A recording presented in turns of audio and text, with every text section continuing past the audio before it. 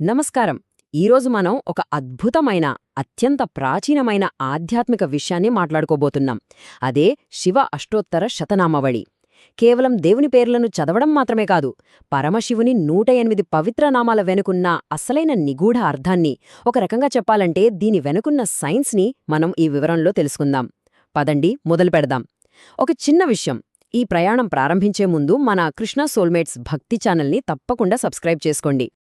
ఈ రోజుల్లో ఎక్కడ చూసినా ఉరుకులు పరుగులు, విపరీతమైన ఒత్తిడి కదా. మనశ్శాంతి కోసం ఎన్నో మార్గాలు వెతుకుతుంటాం. అయితే మన ఆధునిక కాలపు ఆందోళనలను వేల సంవత్సరాల నాటి పురాతన శబ్ద తరంగాలు ఎలా దూరం చేస్తాయో ఎప్పుడైనా ఆలోచించారా? అవును, ఈ ప్రాచీన మంత్రపఠనాలు మన మెదడుని ఎలా ప్రశాంతపరుస్తాయో ఈరోజు మనం లోతుగా అర్థం చేసుకుందాం. ఈ విశ్లేషణలో మనం ప్రధానంగా ముందుగా ఒక చిన్న పరిచయం చూసి, ఆ తర్వాత ఈ 108 సంఖ్యకున్న ప్రాముఖ్యత, ఈ నామాల పురాణమూలాలు, వాటి అసలైన అంతరార్థం, ఇంకా చివరిగా వీటిని పఠించడం వల్ల కలిగే అద్భుతమైన ప్రయోజనాలు, ఇలా వరుసగా ఒకదాని తర్వాత ఒకటి చూద్దాం. సరే, ఇక మొదటి విభాగానికి వస్తే పరిచయం. అసలు అష్టోత్తర శతనామావళి అంటే ఏంటో ముందుగా తెలుసుకుందాం. వినడానికి చాలా పెద్ద పదంగా అనిపిస్తుంది కదా, కాని దీని అర్థం చాలా సింపుల్. అష్ట అంటే 8, ఉత్తర శత అంటే 100కు పైన, అంటే మొత్తంగా 108 అనమాట.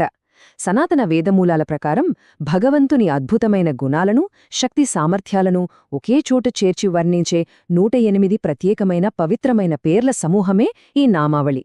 ఒక రకంగా చెప్పాలి అంటే ఇది ఒక అత్యుత్తమ శబ్దరూప ఆరాధన.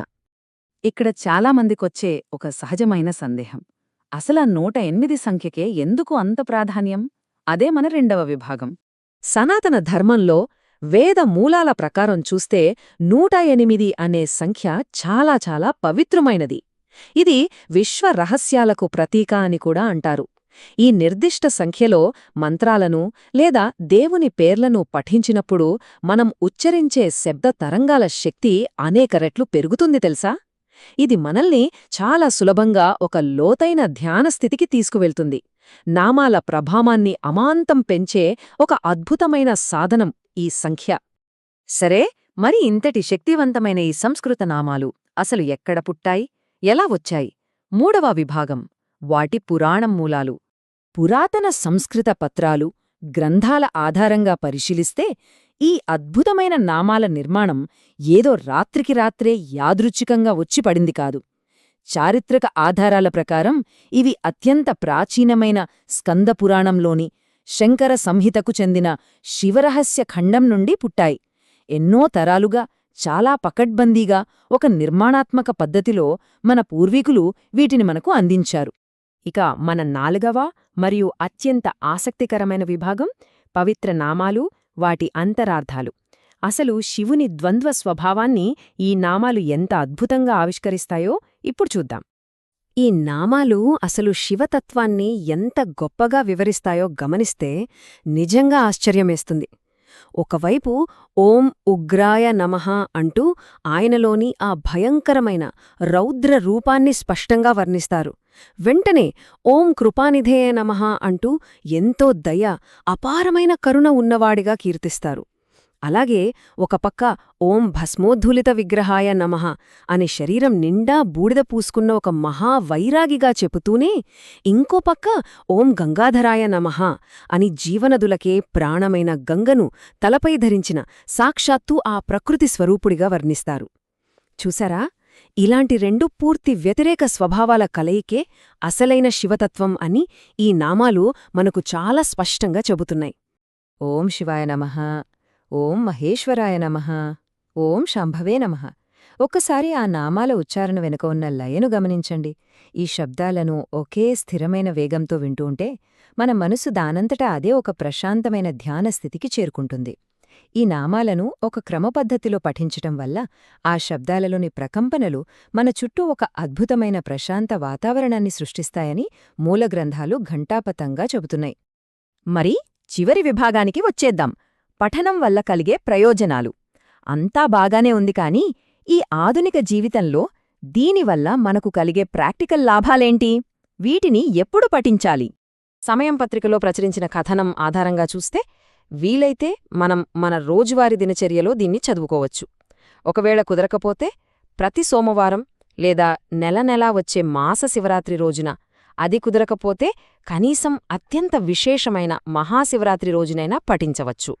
ఇలా చేయడం ద్వారా ఈ అద్భుతమైన ఆచరణను మన రెగ్యులర్ లైఫ్లోకి చాలా సులభంగా తీసుకురావచ్చు. మనం ఈ వివరణ మొదట్లో ఒక విషయం మాట్లాడుకున్నాం, గుర్తుందా? ఆధునిక కాలపు ఒత్తిడి గురించి. దానికి ఒక స్పష్టమైన పరిష్కారం ఇక్కడే ఉంది. ఈ పురాతన గ్రంథాల ప్రకారం ఈ నామాలను క్రమం తప్పకుండా పఠించడం వల్ల మనలో పేరుకుపోయిన మానసిక ఒత్తిడి, ఆందోళనలు ఇట్టే మాయమైపోతాయి. మనసు ఎప్పుడైతే ప్రశాంతంగా ఉంటుందో శారీరక అనారోగ్యాలు దానంతట అవే దూరమవుతాయి. దానివల్ల నిరాశపోయి జీవితంలో ఒక పాజిటివ్ ఎనర్జీ, ఆనందం, విజయం వస్తాయి. వీటన్నింటికీ మించి మాటల్లో చెప్పలేని ఒక లోతైన ఆధ్యాత్మిక ప్రశాంతత మన సొంతమవుతుందని ఈ పవిత్ర మూలాలు స్పష్టం చేస్తున్నాయి. ఇది శ్రీ శివాష్టోత్తర శతనామావళిః సమాప్తం. సాధారణంగా ఈ సంప్రదాయ వాక్యంతో ఈ పవిత్ర గ్రంథ పఠనం పూర్తవుతుంది. కాని వెళ్లే ముందు మీరందరూ ఆలోచించాల్సిన ఒక ఆసక్తికరమైన విషయం ఉంది. వేల సంవత్సరాల క్రితమే ఎప్పుడూ పరిగెత్తే మానవ మనస్సును ఒకచోట నిలపడానికి శబ్దతరంగాల పునరావృతాన్ని మన ప్రాచీనులు ఎంత సైంటిఫిక్గా ఉపయోగించారో కదా. కేవలం శబ్దాల ద్వారానే ఇంతటి లోతైన ప్రశాంతతను పొందే ఈ ప్రక్రియ ఈ మోడర్న్ ప్రపంచంలో మన మనస్సును కూడా ఒక సరికొత్త దారిలో నడిపిస్తుందంటారా? ఒక్కసారి ఆలోచించండి. ఈ విశ్లేషణ మీకు ఒక కొత్త దృక్కోణాన్ని ఇచ్చిందని ఆశిస్తున్నాను. ధన్యవాదాలు. ఈ విశేషాలను మరికొందరు భక్తులకు చేరవేసేలా ఈ వీడియోను షేర్ చేయండి. ఇలాంటి లోతైన ఆధ్యాత్మిక విషయాల కోసం మా ఛానల్ను సబ్స్క్రైబ్ చేసుకోండి.